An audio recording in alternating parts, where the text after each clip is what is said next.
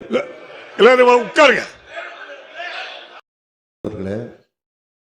கடந்த 27/9/2025 அன்று கரூர் மாவட்டத்தில் நிகழ்ந்த துயர சம்பவம் குறித்து மாண்புமிகு எதிர்க்கட்சி தலைவர் உள்ளிட்ட அனைத்து கட்சிகளை சார்ந்த பல்வேறு உறுப்பினர்கள் விதி 56 கீழ் ஒத்திவைப்பு தீர்மான அறிவிப்பும் விதி 55 கீழ் கவன ஈர்ப்பு தீர்மான அறிவிப்பும் கொடுத்திருக்கிறார்கள். இது தொடர்பாக அனைவரும் பேசுவதற்கு முன்பாக அரசு எடுத்துள்ள நடவடிக்கைகள், எடுக்க கருதியுள்ள வழிமுறைகள் குறித்து இந்த பேரவைக்கு முன்வைக்க விரும்புகிறேன். ஏன் மாண்புமிகு எதிர்க்கட்சி தலைவர் உறுப்பினர்கள் பேசிய பின்னர் அதுதான் சொல்றேன். இல்ல, நீ உட்காருங்க, பதில் சொல்ல எல்லாருக்கும் வாய்ப்பு. உங்க கேள்வி இல்ல, தயவு செய்து உட்காருங்க. இல்ல, அவை முன்னவர் ஒரு நிமிஷம். இல்ல, உட்காருங்க.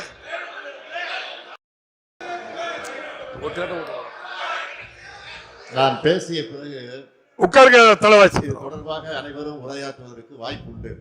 இந்த வாய்ப்பை சபாநாயகர் வழங்குவார் என்று நான் நம்புகிறேன். நிச்சயம் வழங்கப் போகிறார். ஒவ்வொரு உறுப்பினுடைய கருத்தும் ஆய்வு செய்யப்பட்டு, நீங்கள் பேசிய கருத்து சொல்றேன், பேச இருக்கக்கூடிய கருத்துக்களை சொல்றேன், அது ஆய்வு செய்யப்பட்டு கூட்டு முயற்சியில் வலு சேர்க்கக்கூடிய அனைத்தையும் உறுதியாக நிறைவேற்ற நடவடிக்கை எடுப்போம் என்பதை முதலிலேயே அரசின் சார்பில் நான் தெரிவித்துக் கொள்கிறேன். மாண்புமிகு பேரவைத் தலைவர் அவர்களே, கரூர் மாவட்டத்தில் நிகழ்ந்த துயர சம்பவம் ஒட்டுமொத்த தமிழ்நாட்டு மக்களின் மனதையும் உலுக்கியது. நம் அனைவரையும் பெரும் அதிர்ச்சிக்கும் சோகத்திற்கும் உள்ளாக்கியது.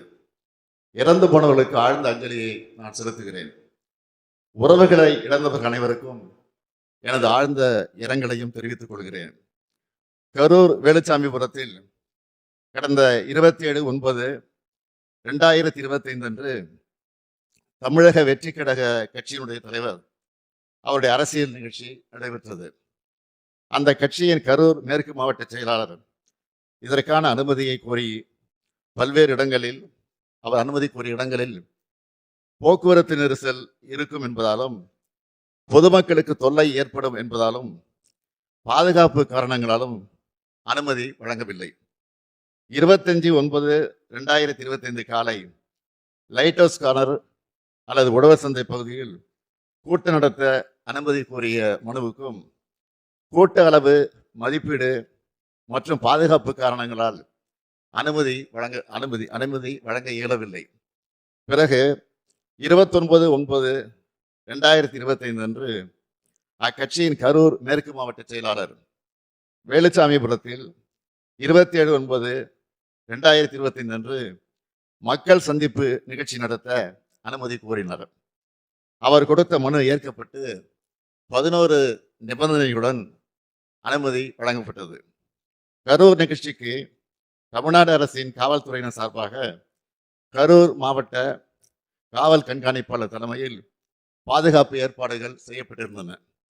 3 கூடுதல் காவல் கண்காணிப்பாளர்கள், 5 காவல் துணை கண்காணிப்பாளர்கள், 18 ஆய்வாளர்கள், 75 உதவி ஆய்வாளர்கள், ஆயுதப்படை காவலர்கள் உள்ளிட்ட 515 காவலர்கள் கரூர் மாவட்டத்திலிருந்து பாதுகாப்பு பணியில் ஈடுபடுத்தப்பட்டு இருந்தனர். இது மட்டுமின்றி வெளி மாவட்டங்களிலிருந்து 1 காவல் துணை கண்காணிப்பாளர், 2 ஆய்வாளர்கள், 8 உதவி ஆய்வாளர்கள், 60 ஆயுதப்படை காவலர்கள், 20 அதிவிரைவு படை காவலர்கள் என 91 பேர் வரவழைக்கப்பட்டிருந்தனர். அன்றைய தினம் பாதுகாப்பு பணிக்காக அதிகாரிகள் மற்றும் காவலர்கள் என மொத்தம் 606 பேர் ஈடுபடுத்தப்பட்டிருந்தனர்.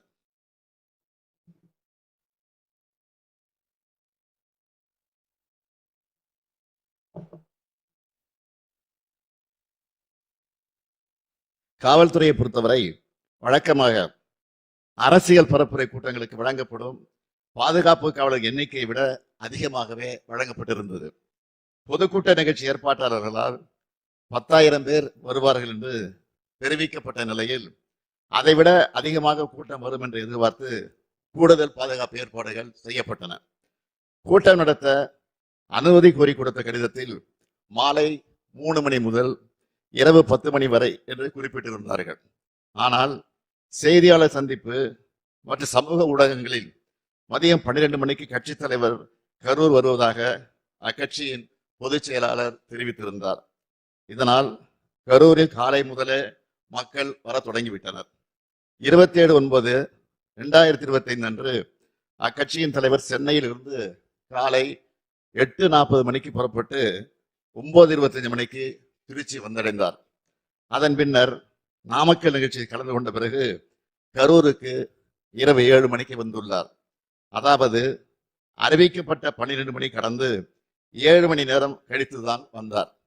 இந்த காலதாமதம் கூட்ட நெரிசலுக்கு முக்கிய காரணமாக அமைந்தது. இங்கே அனைத்து கட்சி சார்ந்தவர்களும் இருக்கிறீர்கள். உங்கள் அனைவருக்கும் தெரிந்த விஷயம்தான். கூட்ட ஏற்பாட்டாளர்கள் சில முக்கியமான ஏற்பாடுகளை செய்ய வேண்டும். அவை அன்றைய தினம் கரூரில் செய்யப்படவில்லை. காலை முதல் காத்திருந்த மக்களுக்கு போதிய குடிநீர் இல்லை. உணவு வழங்க எந்த விதமான ஏற்பாடுகளும் நிகழ்ச்சியை ஏற்பாடு செய்தவர்களால் செய்யப்படவில்லை. இயற்கை பாதைகளை கழிக்க பெண்களால் வெளியில் செல்ல முடியவில்லை.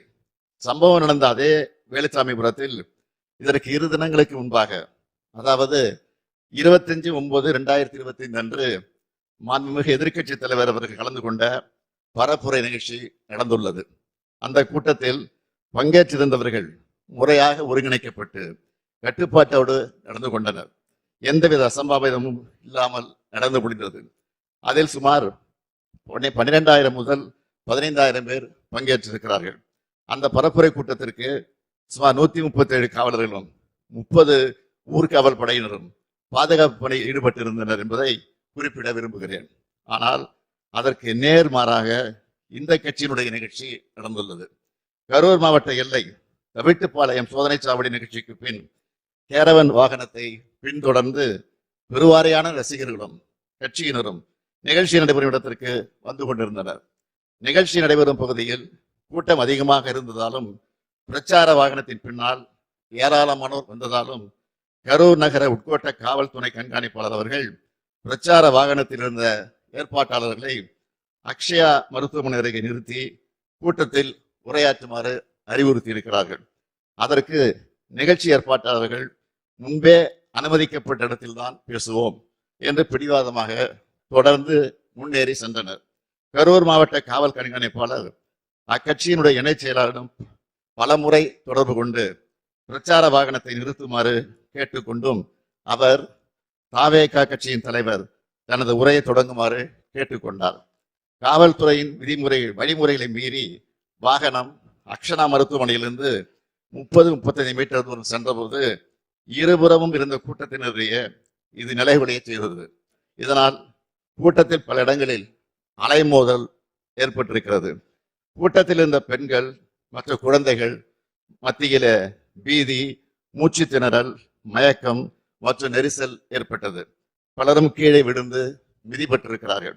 கூட்டத்தின் ஒரு பகுதியினர் ஜெனரேட்டர் பகுதிக்குள் நுழைந்து தகர கொட்டகையை அகற்றியும் வெளியேற முயற்சி செய்திருக்கிறார்கள். இதனால் மின்சாரம் தாக்குவதை தடுக்க ஜெனரேட்டர் ஆபரேட்டர் மின்சாரத்தை துண்டித்திருக்கிறார். நிகழ்ச்சி நடைபெற்ற இடத்தில் கூட்ட நெரிசலால் காயமடைந்தும் சோர்வினால் மயக்கமடைந்தும் மக்கள் உதவி கோருவதை கவனித்து காவல்துறையினர் மருத்துவமனை ஆம்புலன்ஸுக்கு தகவல் அனுப்பி வரவழைத்திருக்கிறார்கள். இவ்வாறு கூட்ட நெரிசல் ஏற்பட்ட போது அவர்களை காப்பாற்றத்தான் ஆம்புலன்ஸ் வந்ததை தவிர நெரிசல் ஏற்படுவதற்கு முன்பு எந்த ஆம்புலன்ஸும் வரவில்லை. காவல்துறை, தீயணைப்பு மற்றும் மீட்புத்துறையினர் மற்றும் ஆம்புலன்ஸ் மீட்பு குழுவினர் காயமடைந்தவர்களை மீட்டு அருகில் உள்ள மருத்துவமனைகளுக்கு அனுப்பி வைத்தனர்.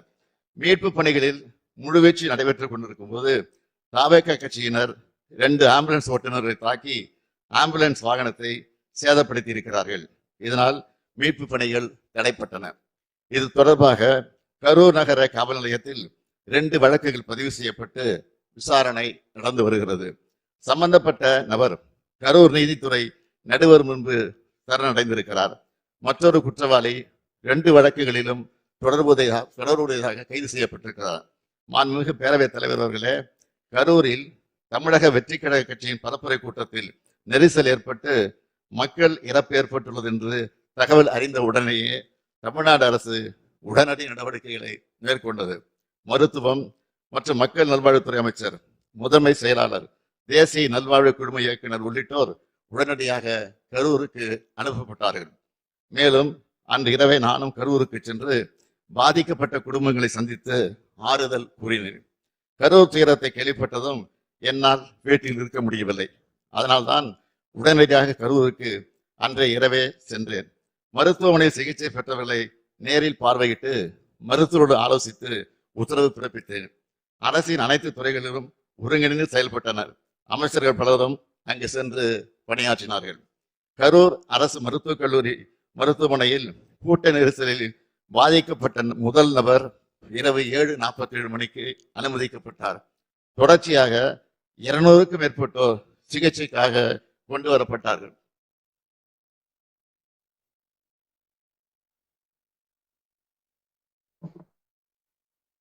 அனுமதிக்கப்பட்டவர்களுக்கு சிறப்பு சிகிச்சை அளிப்பதற்காக சேலம், நாமக்கல், மதுரை, திருச்சி, திண்டுக்கல், கோயம்புத்தூர், புதுக்கோட்டை ஆகிய இடங்களிலிருந்து 152 மருத்துவர்கள், செவிலியர்கள், மருத்துவ உதவியாளர் பணியிலே ஈடுபட்டார்கள். பொது சுகாதார இயக்குநர் தலைமையில் கூடுதல் மருத்துவ குழுக்கள் அமைக்கப்பட்டன. கரூர் மருத்துவமனையில் அனுமதிக்கப்பட்ட 700 படுக்கைகளோடு எந்த அவசர நிலையும் சமாளிக்க ஏதுவாக கூடுதலாக 400 படுக்கை வசதி ஏற்படுத்தப்பட்டுள்ளது. 24 மணி நேர அவசர சிகிச்சை மையம், சிடி ஸ்கேன் ஆய்வகங்கள் உள்ளன.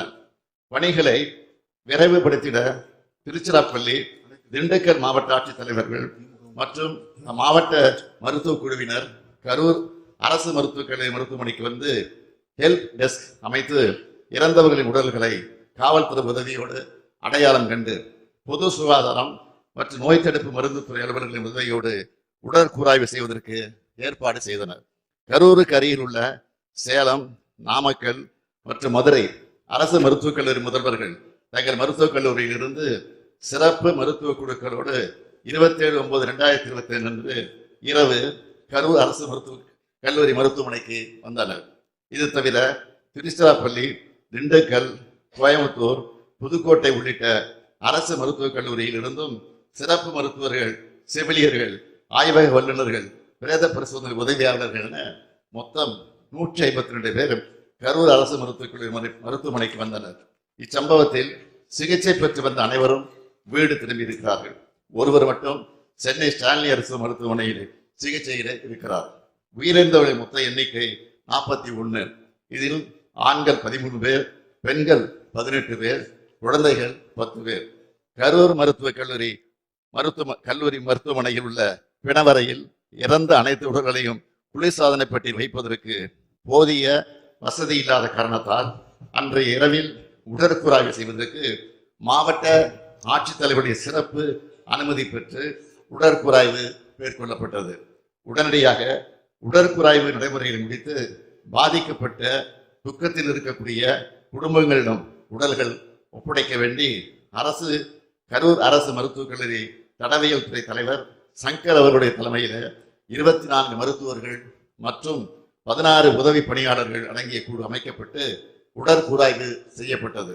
28/9/2025 அன்று அதிகாலை 1:45 மணிக்கு முதல் உடற்கூராய்வு துவங்கப்பட்டு 28/9/2025 அன்று மதியம் 1:10 மணி அளவில் 39வது உடற்கூராய்வு முடிவுற்றது. காவல்துறை உயர் அதிகாரிகள் தலைமையில் 200க்கும் மேற்பட்ட காவலர்கள் 27/9/2025 அன்று கரூர் அரசு மருத்துவக் கல்லூரி மருத்துவமனை வளாகத்தில் குழுமிய பெரும் கூட்டத்தினரை ஒழுங்குபடுத்தி எந்த ஒரு அசம்பாவிதம் ஏற்படாமல் கவனித்துக் கொண்டனர். உயரமான இச்சம்பவத்தில் தமிழ்நாடு அரசின் சார்பில் முதலமைச்சர் பொது நிவாரண நிதியிலிருந்து உயிரிழந்த 41 நபர்களின் குடும்பங்களுக்கும் தலா 10 லட்சம் ரூபாய் வழங்கப்பட்டது. தீவிர காயமடைந்த 47 நபர்களுக்கு தலா 1 லட்சம் ரூபாயும், வெளிநோயாளிகளாக சிகிச்சை பெற்ற 55 நபர்களுக்கு தலா 50,000 ரூபாயும் என மொத்தம் 143 நபர்களுக்கு 4,84,00,000 ரூபாய் முதலமைச்சரின் பொது நிவாரணத்திலிருந்து வழங்கப்பட்டது. இந்த சம்பவத்தை விசாரிக்க 28/9/2025 அன்று ஓய்வு பெற்ற உயர்நீதிமன்ற நீதிபதி திருமதி அருணா ஜெகதீசன் அவர்கள் தலைமையிலே ஒரு நபர் ஆணையம் அமைக்கப்பட்டது. மாண்பமை சென்னை உயர்நீதிமன்றத்தின் உத்தரவுப்படி 3/10/2025 அன்று ஐஜி திரு அஸ்ரா கார்க் ஐபிஎஸ் அவர்கள் தலைமையில சிறப்பு புலனாய்வு குழு அமைக்கப்பட்டது. தமிழ்நாடு அரசு இந்த சம்பவத்தை சட்டப்படி விரைந்து கையாண்டது. அனுமதி வழங்கல், மருத்துவ உதவி, நிவாரண விநியோகம் அனைத்தும் சரியான முறையில் நடந்தன. இது போன்ற துயரங்கள் எதிர்காலத்தில் நிகழாமல் தடுக்க வழிகாட்டு நெறிமுறைகள் உருவாக்கப்பட்டு வருகிறது. இந்த நிலையில் இச்சம்பவம் குறித்து உச்ச நீதிமன்றத்தில் தொடுக்கப்பட்ட மேல்முறையீட்டு வழக்கில் இவ்வழக்கு சிபிஐ விசாரணைக்காக ஒப்படைக்கப்பட இடைக்கால உத்தரவு பிறப்பிக்கப்பட்டுள்ளது. நான் எனது 50 ஆண்டுகள பொது வாழ்க்கையில் எத்தனையோ நிகழ்ச்சிகளை பார்த்திருக்கிறேன், நடத்தியும் இருக்கிறேன். இங்குள்ள அனைத்து அரசியல் இயக்கங்களை சார்ந்தவர்களும் இத்தகைய அனுபவம் கொண்டவர்கள் தான். மாநாடுகள், பொதுக்கூட்டங்கள், ஆர்ப்பாட்டங்கள், போராட்டங்கள் நடத்தும் போது அதற்குரிய சட்டத்திட்டங்களும் நெறிமுறைகளுக்கும் பொது ஒழுக்கங்களுக்கும் கட்டுப்பட்டு நடத்தப்பட்டு வருகின்றன. அப்படித்தான் நடத்த வேண்டும். கட்டுப்பாடுகளை மீறும்போது அதனால் பாதிக்கப்படுவது நிகழ்ச்சிகள் நடத்தும் கட்சியினுடைய தொண்டர்கள் தான், நமது தமிழ்நாடு மக்கள் தான். சமூக வலைத்தளங்களில் தேவையற்ற வதந்திகள் பரவிய போது அதற்கு முற்றுப்புள்ளி வைக்க வீடியோ மூலமாக எந்த அரசியல் கட்சி தலைவரும் தன் கட்சி தொண்டர்களும் அப்பாவி பொதுமக்களும் இறப்பதை விரும்ப மாட்டார்கள் என்றுதான் நான் குறிப்பிட்டேன். இறந்தவர்கள் நமது உறவுகள் என்பதை மனதில் வைத்து அனைவரும் செயல்பட வேண்டும் என்று கேட்டுக்கொண்டேன். அது மட்டுமன்றி அரசின் உயர் அலுவலர்கள், காவல்துறையின் உயர் அலுவலர்கள் செய்தியாளர்களை சந்தித்து உண்மை நிலையை வீடியோக்களோடு ஆதாரத்தோடு தெளிவுபடுத்தினார்கள். மருத்துவமனை அனுமதிக்கப்பட்ட அனைவரையும் காத்தது நமது அரசு. அனைவருக்கும் உரிய சிகிச்சை அளித்தது நமது அரசு. உச்ச நீதிமன்றம் இந்த விவகாரத்தில் இடைக்கால உத்தரவு பிறப்பித்துள்ளது. இறுதி தீர்ப்பின் அடிப்படையில அரசு செயல்படும் என்பதை உறுதியோடு நான் இங்கே சொல்லுகிறேன். அதே நேரத்தில் இது போன்ற துயர சம்பவங்கள் இனி நடக்கக்கூடாத இந்த உறுதியை அனைத்து அரசியல் இயக்கங்களும் பொது அமைப்புகளும் எடுக்க வேண்டும். அனைத்தையும் விட மக்களின் உயிரே முக்கியம். மக்களின் உயிரை விலை மதிப்பற்றது. இதை மனதில் வைத்து செயல்பட வேண்டும் என்று கேட்டு அமைகிறேன். வணக்கம்.